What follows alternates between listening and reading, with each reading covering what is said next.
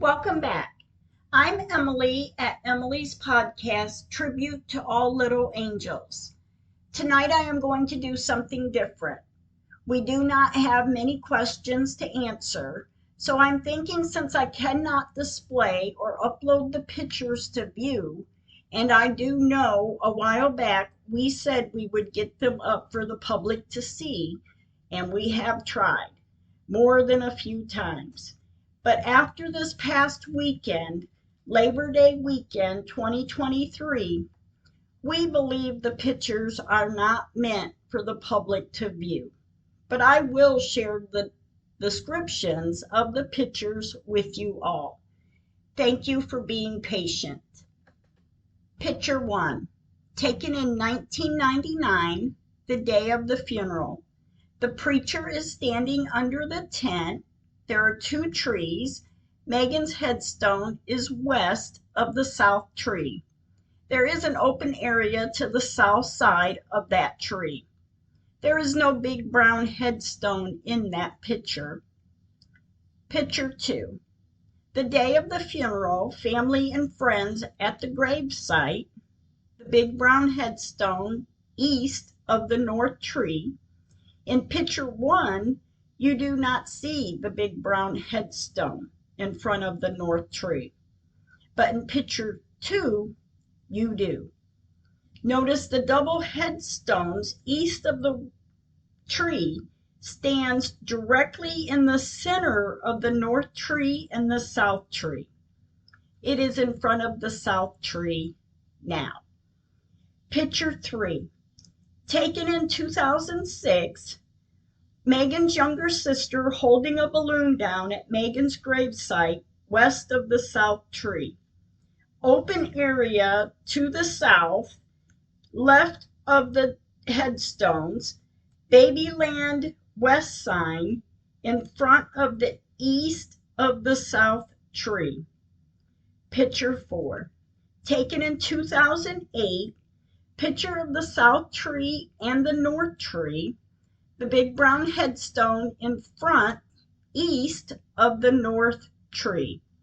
Notice the tree root pattern of the south tree. That is the gross headstone corner of the east of the tree, and the double headstones between the north and the south tree.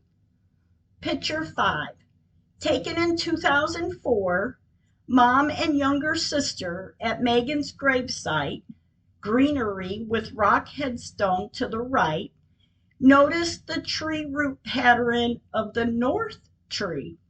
Across the street from the brown headstone east of the tree, which is the big brown headstone.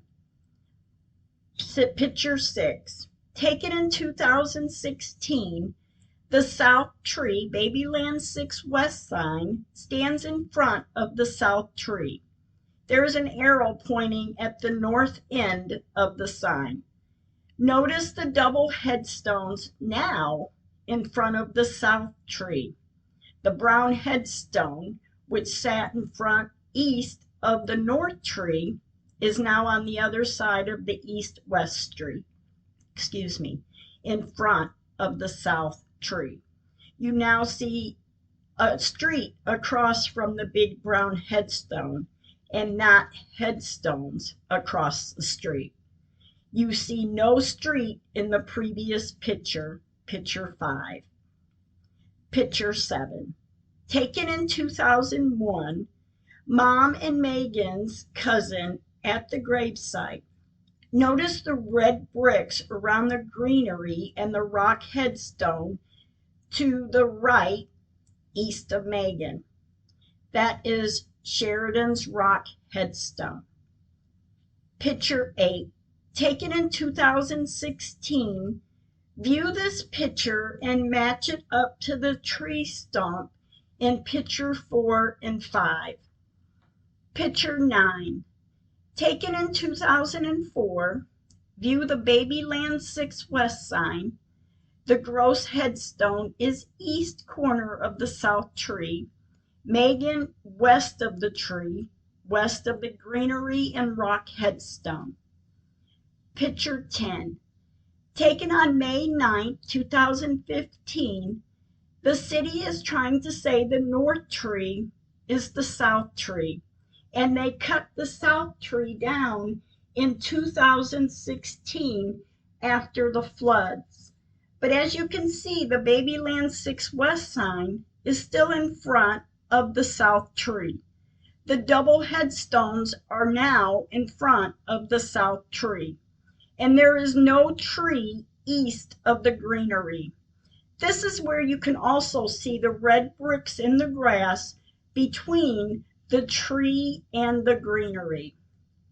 Picture 11, taken on May 9, 2015. It's a close-up view of where Megan's headstone is. You see the greenery, but no tree. Notice the big headstone west of Megan's headstone in picture 9. There was no big headstone west of Megan. Picture 12, taken March of 2016, Easter. You see the greenery, and west of the greenery is Megan's headstone with an Easter egg stuck in the ground and her rock on her headstone. You see the gross headstone east of the greenery, but no tree. The ink circle marks in the picture is where the tree would have stood if ever there was a tree there. It is bare grass. After a meeting on April 6, 2016 with the city is when they said they cut down a tree. Picture 13, taken in October 2016, no greenery around the rock headstone. Megan's headstone has a pumpkin on it, and there is a dirt pile. There was no tree the day of the flooding, no tree Easter of 2016, but October 2016, there is now a dirt pile to their claims of cutting down the south tree. Picture 14, taken January 18, 2019, after another meeting with the city on January 16, 2019, we received an admission to the headstones being moved. The city asked how to identify her when we dug her up. My attorney told them there was a Bible with her name engraved in it and a blanket. That's all I mentioned. I didn't mention any other items. 2 days later, January 18, 2019, 1:30 p.m., I met with the city groundsman at the cemetery, and we discussed the red boxes drawn in the grass by a surveyor. But the boxes were even further away from where they originally belonged, the south tree. Picture 15, taken on January 18, 2019, 2 pictures. Where the red and white flowers are in the vase is Megan's headstone, and the city still has not moved any of the 5 or 6 headstones back where they said they belonged. Picture 16, taken spring of 2017, the dirt pile has gotten bigger from October 2016 to spring of 2017. Compared to picture 13. Picture 17, taken summer of 2018, after they claimed they cut down a tree and nothing was being done, we probed in 2 different areas. The first picture is to show the height of the probe. Picture 18, taken summer of 2018, probe is being pushed into the ground and is showing no evidence of a tree being there, meaning no tree roots. Picture 19, taken summer of 2018, you can see probe submerged in the ground, 3 different pictures probed further into the ground. Picture 20, taken summer of 2018, we also probed where the tree should have stood if ever there was a tree in that area. You can view the older pictures. This is why I knew something wasn't right when they said they cut down a tree, because of the spot they said the tree was in. They are wrong. Picture 21, taken the summer 2018. Picture 2022, taken summer 2018. You can see the probe halfway submerged in the ground in the picture 21. You can see the probe submerged in the ground in picture 2022, or excuse me, picture 22. No tree roots. Picture 23, taken early 2019, we decided to probe where we believed the north tree to be. The probe in this area went down about 6 to 8 inches, and there was something my daughter had hit. Picture 24, taken August 23rd, 2019. There was an arrow pointing to where the north tree was until a storm cracked it in half and the city removed it. Between October 2010, May 2011. Google Earth only does survey once a year, and this is how it lined up. The day they staked the cemetery to start digging to fix the drain system. Picture 25, taken September 24, 2019. There is men working in the south. Back of the cemetery to the right of the picture is a small dirt pile with a stake in it, marking for the big drain at the corner of the east-west street, northeast of Megan's area. Picture 26, taken October 2nd, 2019. You can see behind the tree there is a stake with an orange paint tip on it to mark to set in a new headstone. Megan is east of the stake. Picture 27, taken October 11, 2019. The men are working in Megan's area to fix the drains. Picture 28, taken October 17, 2019. The big drain is set in northeast of Megan's area at the east-west street, describing where they set in the drain. We were granted by the court to dig Megan's headstone up. Picture 29, taken October 28, 2019. No small drain east of the double headstones. Picture 30, taken October 30th, 2019.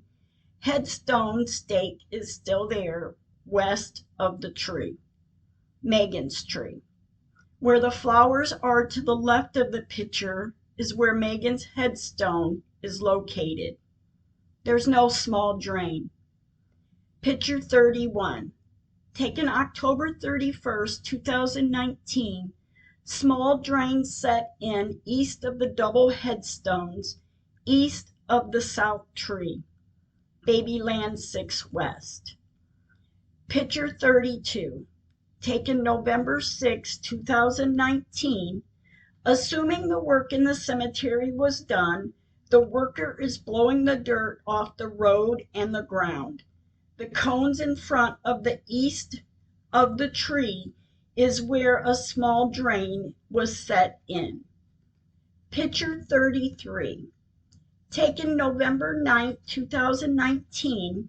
An arrow is pointing where the new headstone was set in. Gravel cement set around the small drain east of the double headstones, east of the south tree. Picture 34, picture of full view area showing where Megan's flowers and pumpkin is, and also where the new headstone was set in. The circle is proximity of where Megan's headstone should sit. Picture 35, taken November 11, 2019. Picture 36. In these two pictures, the new headstone was set in a couple days ago. A view from the tree and a view of up close. Picture 37, taken March 2019. Compare the amount of dirt around the new headstone to another headstone that was set in March 2019. Picture 38, taken November 21st, 2019. Picture 39, taken at 9:20 a.m. In these two pictures, workers are widening the east-west street east of Megan. Picture 40, taken November 25th, 2019. They poured the cement for the east-west street. Now to go back a couple days to picture 41, taken November 21st, 2019. Picture of Megan's area, where the yellow-white flowers are in a vase in Megan's headstone. There are no dark lines to the east of Megan's headstone. But picture 42, taken November 22nd, 2019, there are dark lines, one on each side of Megan's headstone. The arrow is where Megan's headstone was. I want to say that I was a visitor at the cemetery quite often. My mother's birthday, she's at rest. My father's birthday, he's at rest. And my pops, my stepdad, I would visit on their birthdays just to be able to spend time with my grandbabies. And it was taken from me because I don't know what their reasons was, why they said they cut down a tree that they never cut down. I don't know why they didn't want to do the moral thing or the right thing to fix this for the loved ones that are at rest, or for even the people of the public. I don't understand what their motives or their actions were, but my concern is now, of November 26, 2019, of all the pictures I have showing their actions, and them to dig up Megan's headstone for them to dump the water that was in the casket out on the ground. How does one live with that? How does one forget that? I've been asking for help to get this resolved. I have been putting everything out there just to share everything with you. And there are just so many pictures. I can't add all them pictures. When I was told so early on, it should have only taken one picture to prove something was not right. I have been ignored. I have been disrespected. I have cried. I have begged, I feel like, for someone to help. I don't know what to do next. I don't want to beg. I'm not going to beg. I will keep putting my voice out there because my granddaughter don't have one. Just as the Gross family's baby don't have one. Sheridan's voice can't be heard. The Big Brown Headstone family's voice can't be heard. Can somebody consider? Call me, email me, call the city of Moore. They know who I am. They know where I live, my phone number. Ask for a meeting with me. I can show you my proof. And I appreciate all my listeners. I appreciate being patient with me. I just appreciate all of you. And thank you so much for listening. And stay kind with your words.